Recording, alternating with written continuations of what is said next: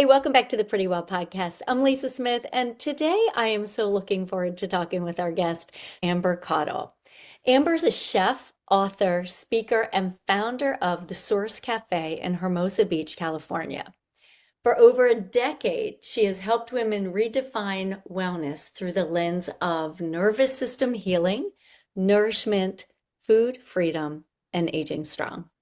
After years of struggling with emotional eating, body image, perfectionism, and living in constant go mode, Amber now teaches a more grounded, sustainable approach to health. She's the author of the newly launched book, Hungry, a deeply personal exploration of healing one's relationship with food, body, and self-worth. Hey, Amber, I'm so glad you're here. Thank you for having me. I'm so excited to be here. Thanks, Lisa. Welcome. So tell us about your journey. You were just telling me you're originally from Georgia and you've been Yes, in California for 20 years to open your first restaurant. And now the yes, past 14, you've had the Source Cafe, your second restaurant, and you were talking about a health journey. So yeah. take us back. Okay, I'll take you back. So I am going to be 50 in a couple weeks. I've been in the restaurant business for over 30 years. It's the only industry I've been in. And I've always had a deep love for food. Started cooking with my grandmother at a very young age. But the other side of my love of food, I created a very complicated emotional relationship with food starting around the age of 8. And so I had these parallel kind of universes going on at the same time. And I always knew I wanted to be in the restaurant business. And so I did my culinary training in Fort Collins, Colorado, and moved out to California, where I'm in Redondo Beach, California. I moved out here about 25 years ago to open up my first restaurant. And so I was gifted this grace by God of having this deep passion and creativity for the love of food and be able to make memorable impacts and nourish people's bodies with food. And at the same time, I was deeply struggling with my own relationship with food. And so I worked the traditional chef lifestyle 80 hours a week. That was very common, opening up my first restaurant, and my adrenals were blown. I was drinking too much alcohol. I was deep in my eating disorder of binging and restricting and purging and over exercising and hurting my body through any means I could and controlling my body. And I wasn't sleeping and taking sleeping pills. I was just a mess. Finally, my body took a crash. And 15 years ago, a year up to opening up my restaurant, The Source Cafe, I basically hit my rock bottom, had this spiritual awakening, if you want to call it. And I knew enough was enough. This is a very short story, by the way. I hit my rock bottom and knew that it was time to not only take back my relationship, like really take back my power with food and heal my relationship with food, but I also knew that other people were craving that same nourishment. And so I left my job, and everyone said, don't open up another health food restaurant. It's going to fail. And I knew deep down in my soul that it was time for me to leave and start to show what I really believe, that what we put in our body matters. We either pay now or we pay later. And I selfishly wanted to heal my own relationship with food and start to nourish my body with the healing properties of food. So the Source Cafe was born 14 years ago because of that desire and because of my desperation to feel better. I was sick and tired of feeling sick. I was inflamed, overweight. I had memory loss, brain fatigue, adrenal fatigue.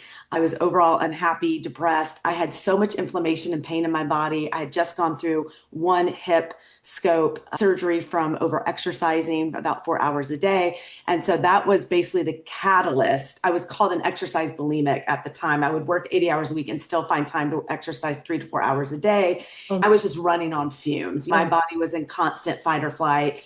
I didn't know what the term regulated nervous system was. That was very foreign to me. And it was just normal for me to work 80 hours a week while restricting and then binging and eating 200 calories a day and exercising. So this is how the source, because when I finally crashed, I was like, okay, enough is enough. My body was like, we can't do this anymore. And it took me 3 decades to wake up and start to really listen and, oh, wow, okay, now I get to start listening to my body. She does hold the wisdom. So that's how I ended up in California, and that's how I opened up the Source Cafe. Oh my goodness. Yeah. I know so many of us resonate with your story in that we really do not treat our bodies the way we would treat anybody else. We're in a way abusive to our bodies and we Yeah. expect it just to suck it up and I'll be fine, like in the back of our heads until we realize, wait a minute, I'm on the same team as this body. We're not adversaries. And once we get that, that is life changing right then. Yes. What was your moment that took you to your knees where you're like, this has to stop? So, one of my biggest moments that I do share in my book, Hungry, was I remember not being able to get off the couch because I was terrified I wasn't going to be able to stop eating, stop binging. I didn't want to ever take my life, but I was so depressed that I didn't know how I was going to stop eating. I remember there has to be another way.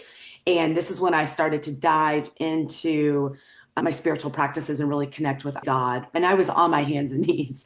Show me, I'm desperate. And I started to realize that through support, and I had mentors and support, but the aha moment for me was I have been fighting this beautiful body and she's holding all the wisdom and I can heal through my binging. I can heal through my restricting. And so these are I blamed my body. I blamed the food. I blamed myself. I thought something was seriously wrong with me, that I was messed up. I'd never really heard of binge eating. I didn't really know what it was. 15 years ago when I was healing, I thought I ate too much. I kind of knew what binging was, but I was like, wow, I blamed the food. Carbs were making me fat. Fat was making me fat.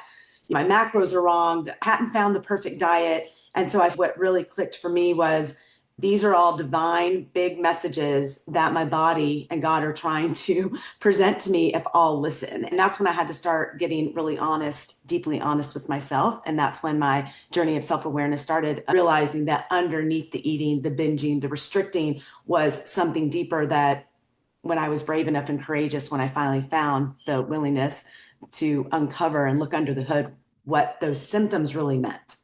Mm. Okay, so you got to tell us, what did they Yeah. mean? What was under the hood? Yeah, so much. Oh, wow. Okay.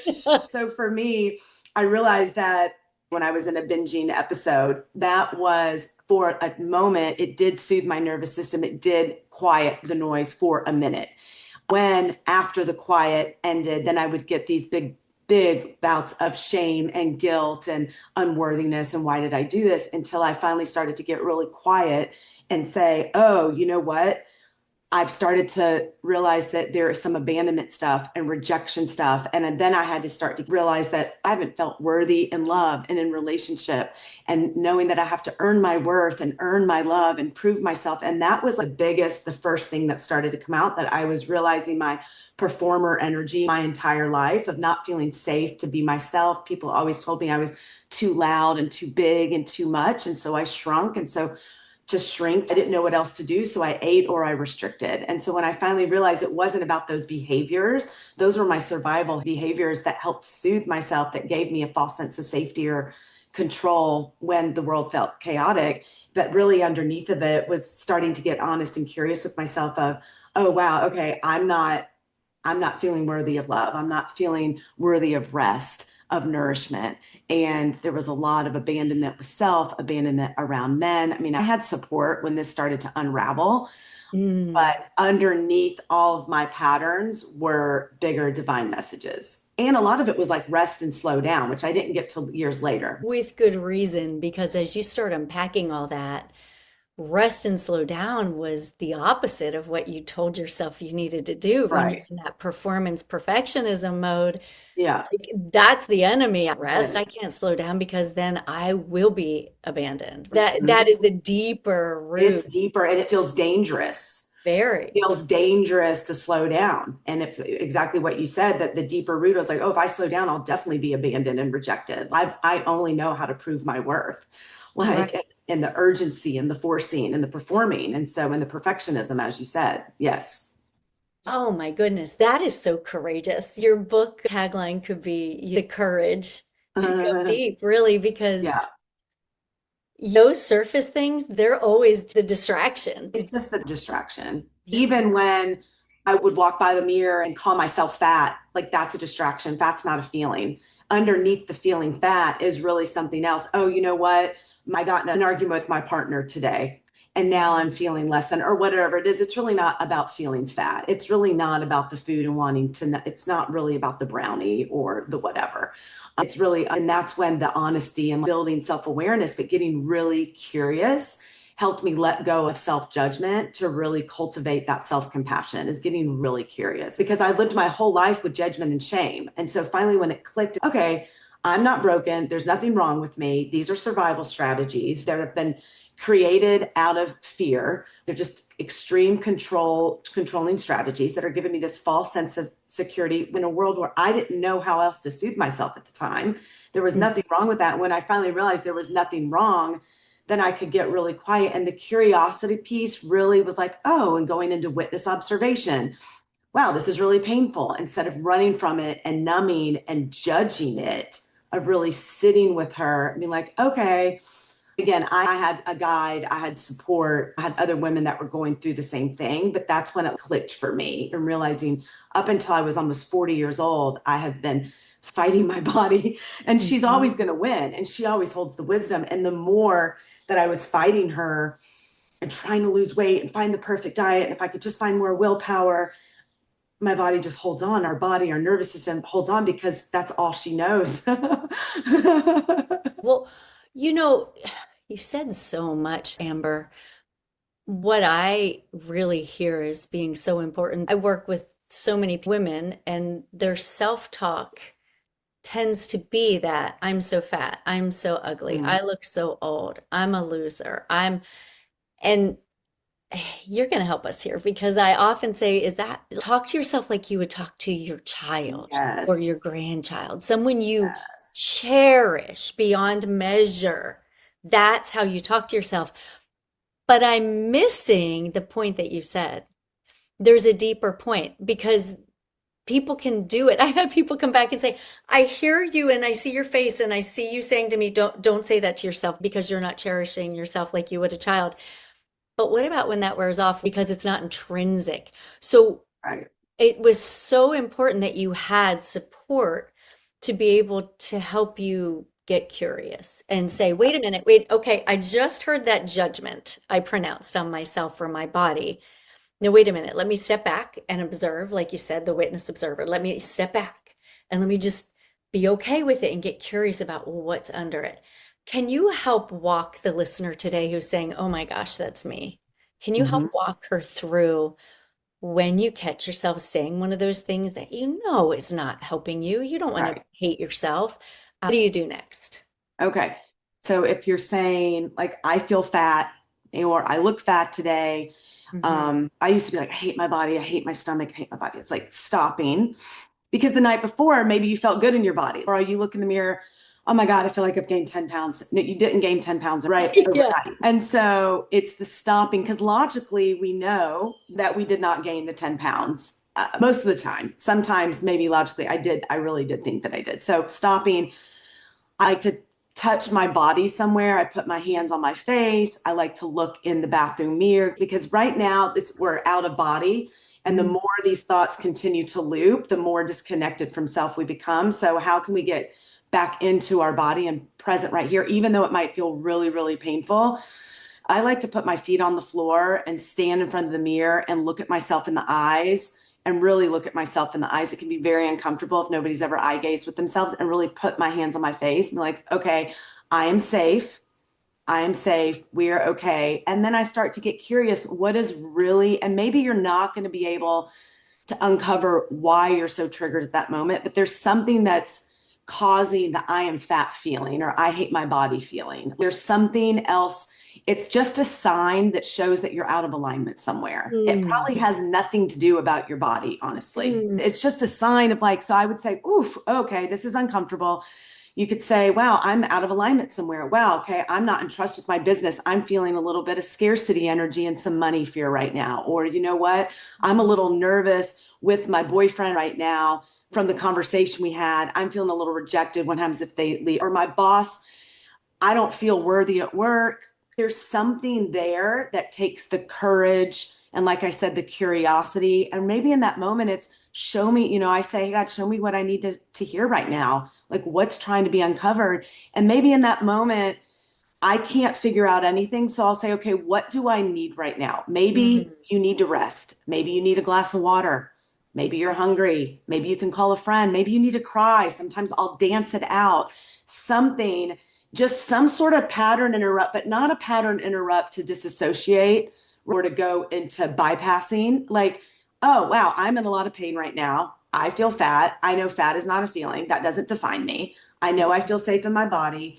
Let me breathe through it. I have no idea what's happening. Let me try to find something else that can soothe me. Let me have some broth or some water or some tea or call a friend or cry, or maybe I need to scream into a pillow.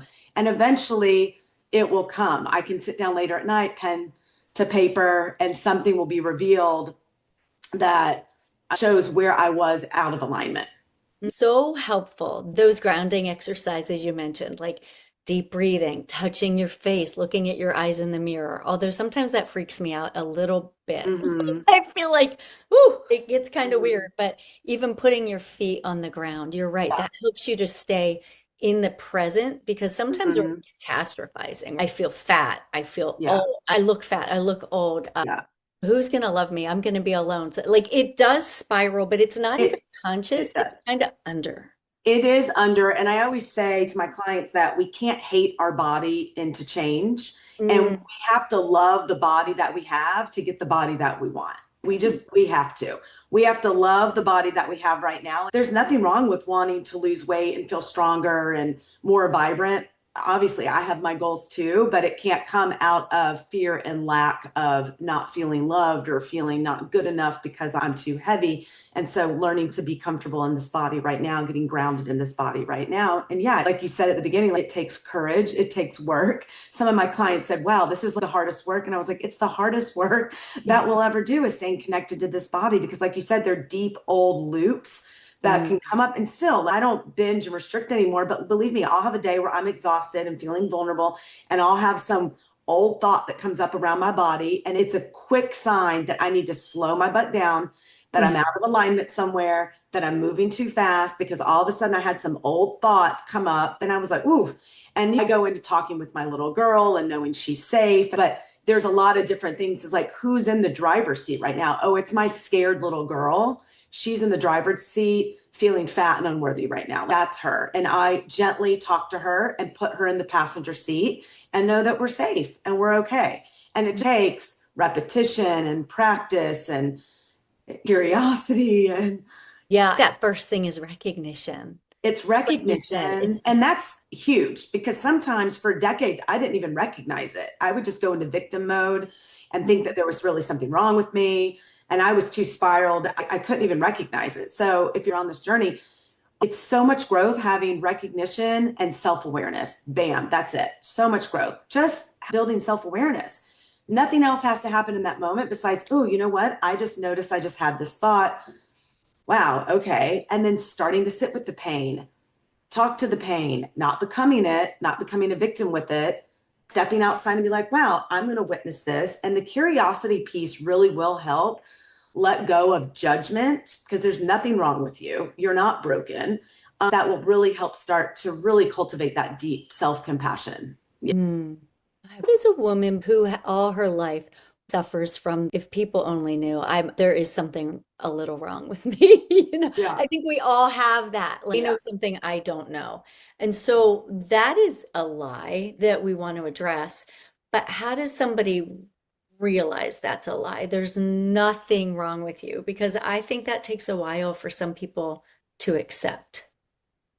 Yeah, I think it took me a long time to accept because I thought there was something seriously wrong with me. For me, I do believe that what helped me is I had to have someone walk beside me and help me so I Mm. could download it. I do believe we can't do life on our own. I do believe in support, whether it's a group or a mentor or a coach or a therapist or whatever. So I had found my person that when those subconscious beliefs and I would voice them out, there is something seriously wrong with me. I had someone that could mirror back to help me walk through, because Mm. really it's for me, I don't think that I would have gotten through it unless I did have my teacher at the time, my mentor at the time to help me and realize because I couldn't see it. I didn't have the tools, I didn't have the language. And that was the first thing. And then I got deep into my faith of realizing nothing's ever been wrong with me. I'm perfect and whole right now. Mhm. And continuing to remind yourself, literally, there is nothing, if people only knew.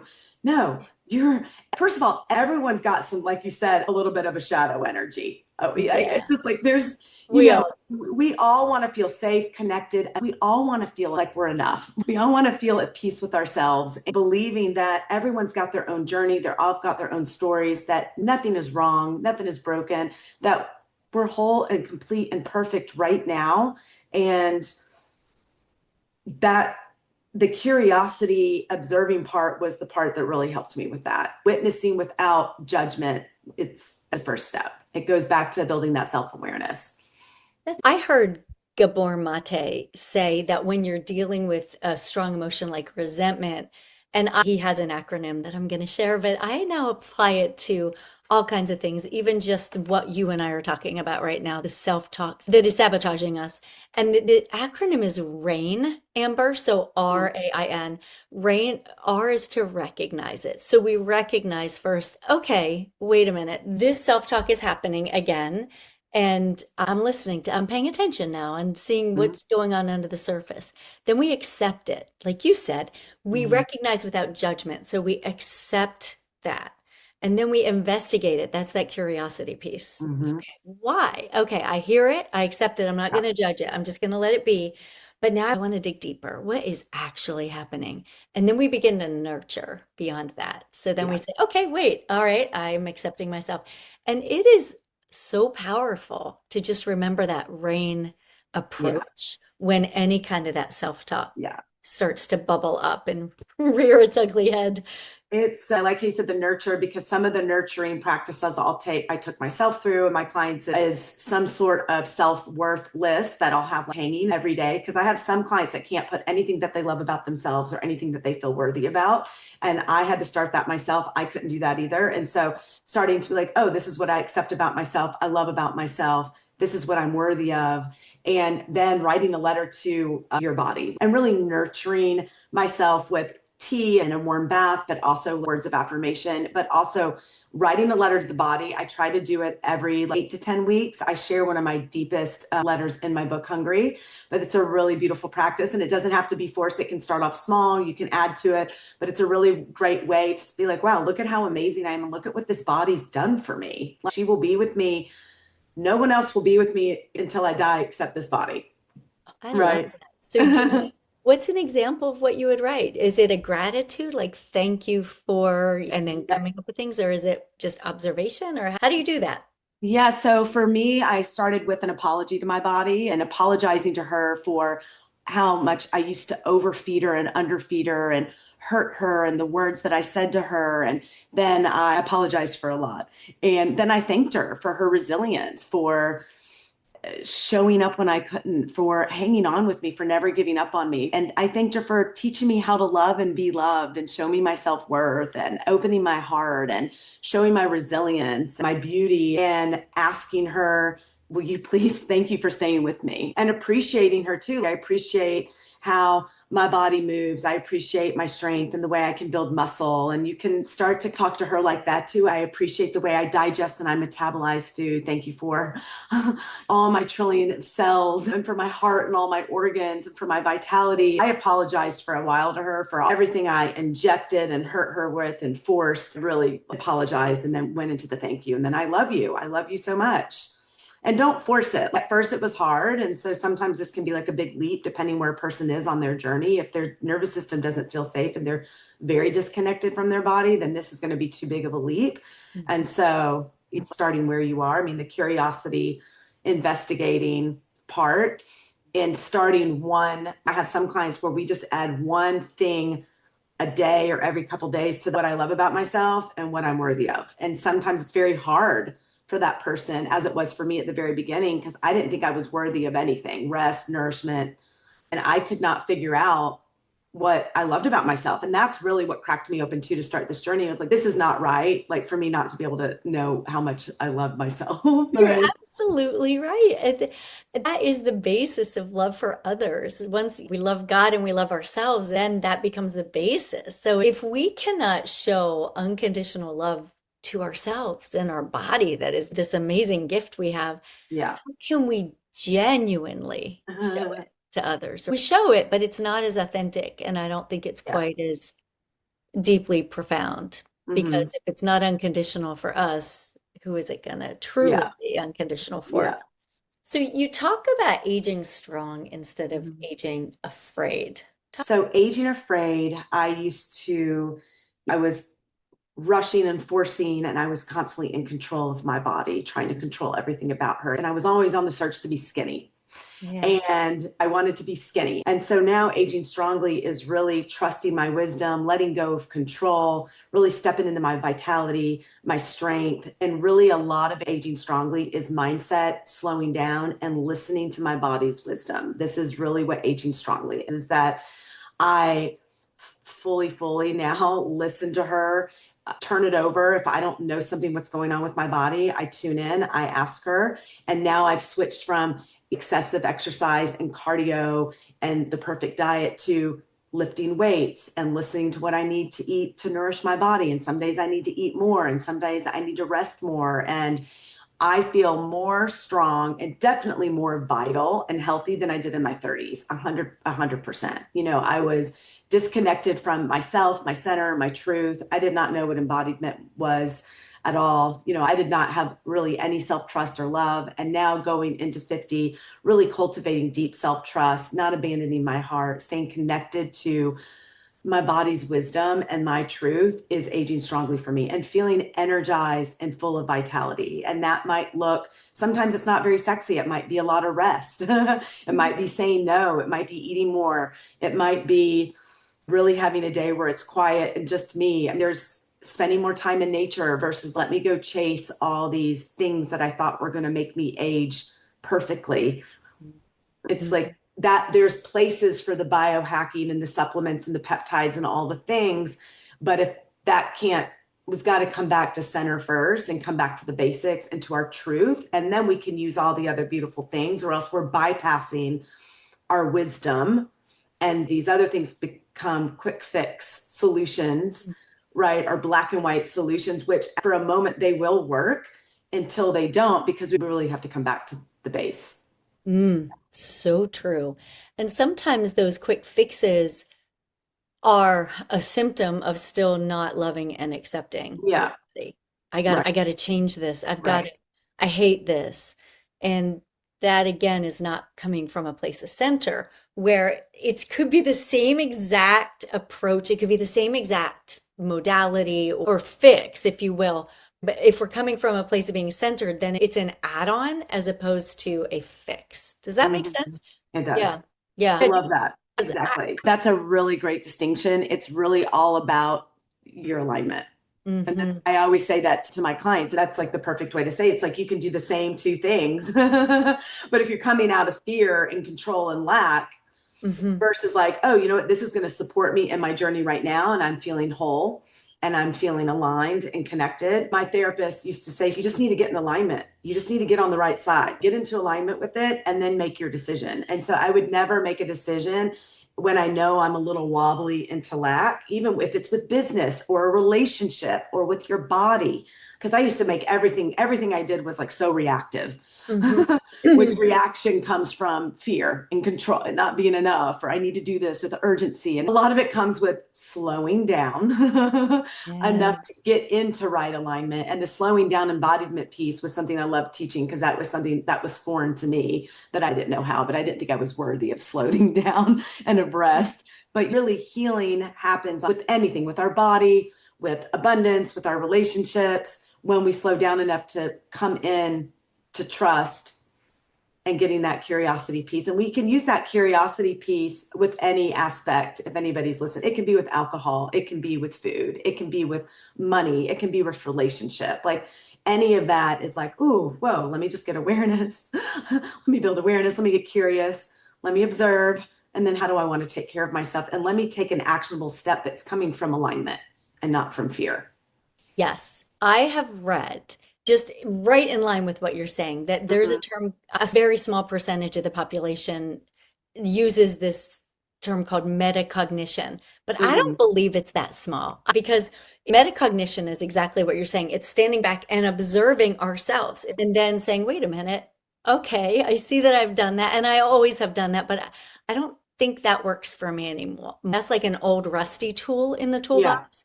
I'm Hmm. upgrading. I'm going to Home Depot and getting all. Exactly. So metacognition is being able to look at that and say, yeah, I don't think the tool was the right one anymore. So what do I do now? And Yeah. it's just like standing back and observing.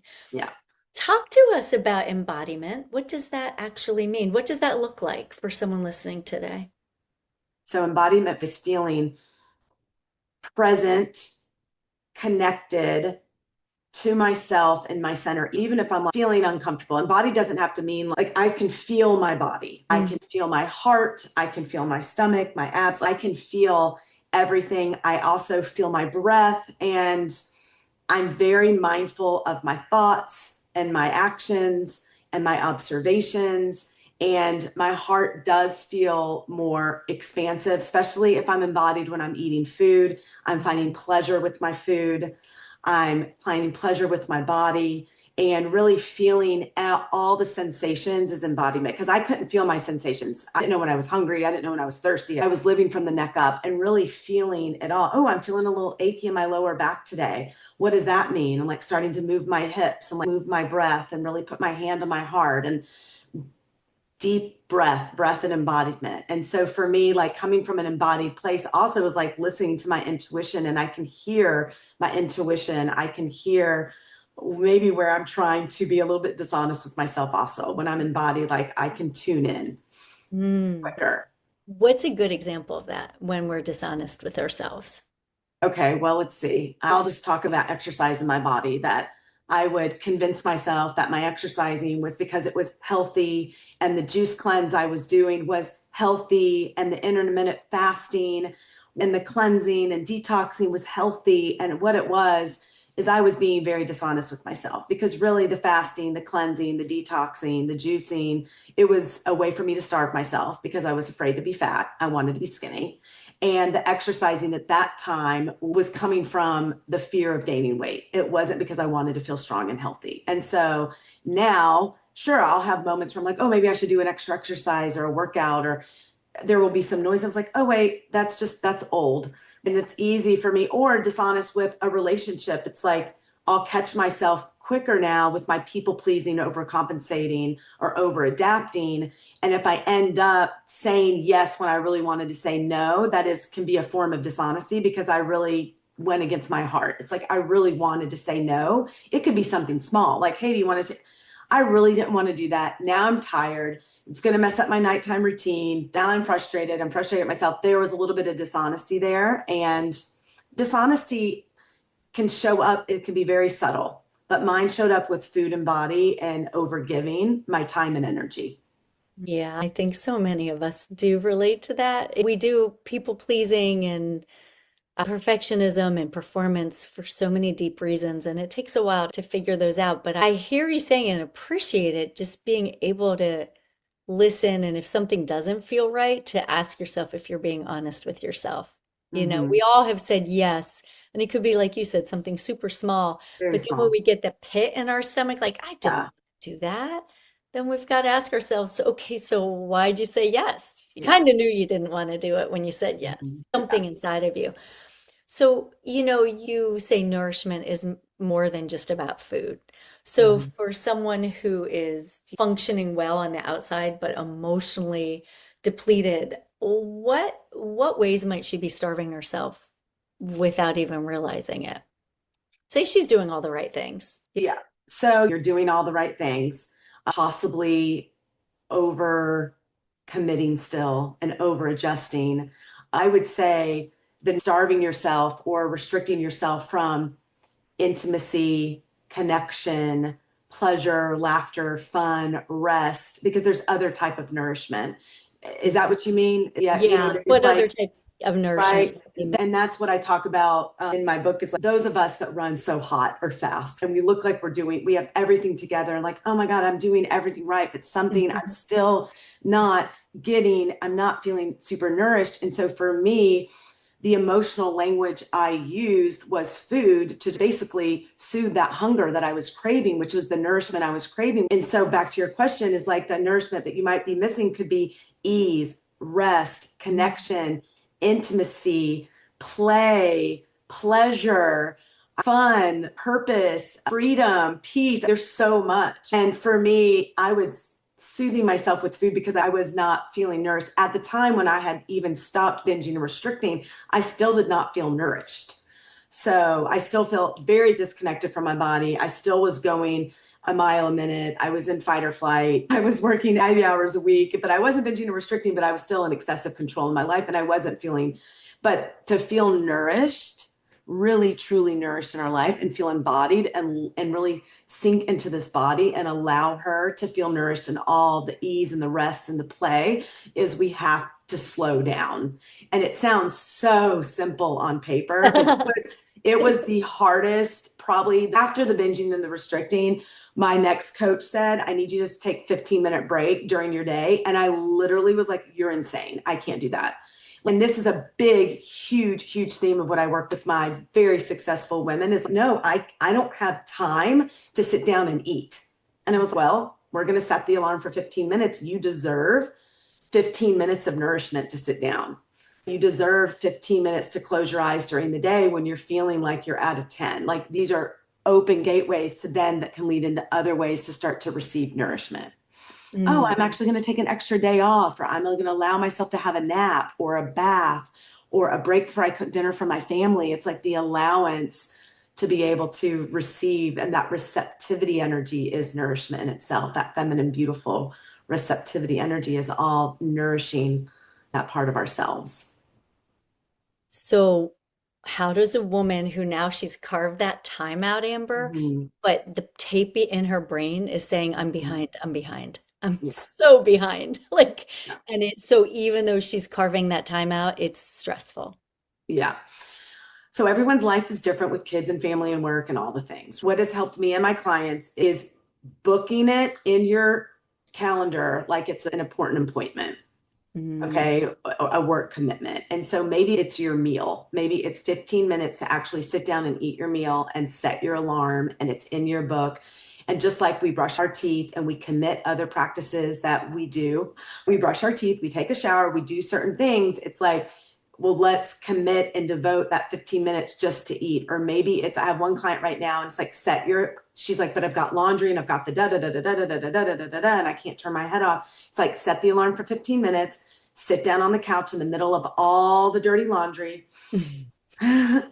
Know that everything's going to be okay. Nothing is going to go wrong and just try it. And maybe it's 10 minutes, maybe it's 5, maybe 15 is too much and Mhm. build on it. And the 5 will go to 10 and the 10 will go to 15 and it will start to build. Your body will start to relax during that time and start to create memory of, oh my God, my nervous system really wants this rest right now. And ooh, I really am starting to realize that I can slow down to speed up and I can rest to be more productive. And that had to be basically printed. I need it printed on me. Something like slow down to speed up is one of my teachers used to always tell me, do less to do more. And so, yeah, with that tape in the back of the head, it's literally breathing. I deserve this rest. There's plenty of time. We have all the time. We put all these confines on ourselves with time. Time is like an illusion. And I had to get out of that. It took me, listen, this is a lot easier said than done. Believe me, if you're listening, you could be rolling your eyes because I was, I could not take a 15-minute break. It caused me so much anxiety that I would have rather, and I knew that it was that anxiety of me not being able to sit down. I was like, okay, I'm not being asked to do a huge thing right now. This is causing me a lot of anxiety. Let's sit down and get underneath it too. So meaning like you sit down for 15 minutes and you've got the tape running, there's something underneath. Is it unworthiness? Do you not feel lovable if you don't do the laundry? Are you trying to prove yourself? Is it people pleasing? Is it overgiving, overcompensating? Maybe you're at work and your boss is like, I need you to this, that. I mean, what there's so much underneath not deserving rest. And it usually for me came to proving my worth proving my value, earning love.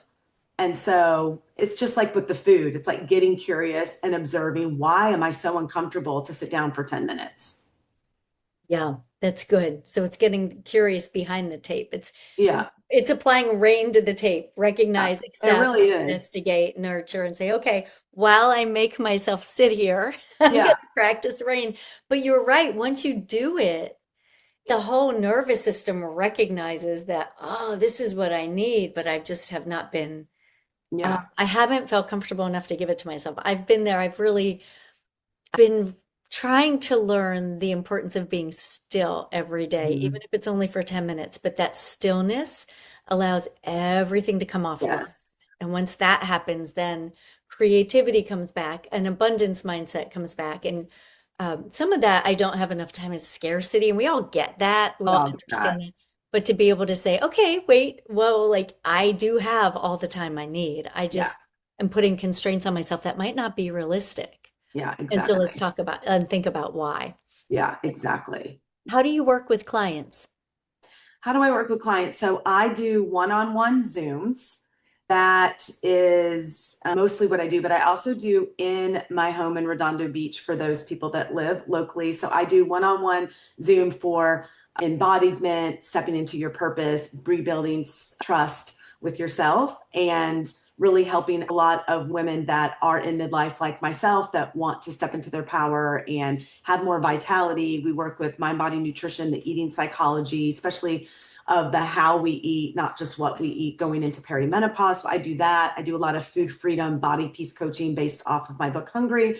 But then I'm also trained in a modality based on Chinese medicine that I talk a little bit about in my book, but it's called True Body Intelligence, and it's a physical and spiritual energetic modality that helps remove a lifetime of generational stress, trauma from the body and nervous system. And that's a physical, hands-on, in person. And so I do Wow. those modalities too. Yeah. Oh, that's fascinating. So there's that. Hmm. Yeah. So, what have we not talked about that you would like our listeners to know today? From Ah, covered a lot, and this journey takes yeah. intentionality and courage, and then being willing to be persistent because it's not always linear. What It's not linear. I else? love that you said that. Yeah, it's just not linear. And that's like a beautiful thing as you're on this journey, like we've been talking about with compassion and curiosity and building self-trust. And if you're unraveling deep emotional behavior patterns and strategies, what I say is like, there's nothing wrong with you. You're Yeah. not broken. Like Yeah. it is such a journey, and find a group or your person to help support you on this journey. Because I coach, but I also have my coaches. And for me to grow, I still want to be with my teachers and my coaches because then they help me grow so I can show up. And I love working with women, like I said, one on one. And I also do private cooking classes and online cooking classes. And my book, Hungry, Reclaiming Food Freedom and Finding Peace in Your Body, is out on Amazon. I also have a companion workbook that's available on Amazon. It's a 6-week journey that takes you through the practice and tools of Hungry that we work through. And my Audible will be out. So it's Hey, very exciting. And if awesome. you're in the South Bay and Hermosa Beach, come and say hi on my restaurant, The Source Cafe. Yeah. Okay, how they find you and then how they buy your books. So online, I am on Instagram. I'm Amber Caudle LA. And about Hungry, it's hungrybook.com. And you can go there for more information. And then my coaching services website is nourishyourpowers.com, which goes into all my modalities that I offer. Okay, great. I'll have all of that in the show notes. This has been so much fun for all your wisdom and So, the journey that you've walked and now can help so many other people thank successfully you. walk Appreciate you as having well. me on. It was great. Thank you. Absolutely, it sure was. And guys, thanks for joining us today. I will be back next week. Until then, stay pretty well. Bye.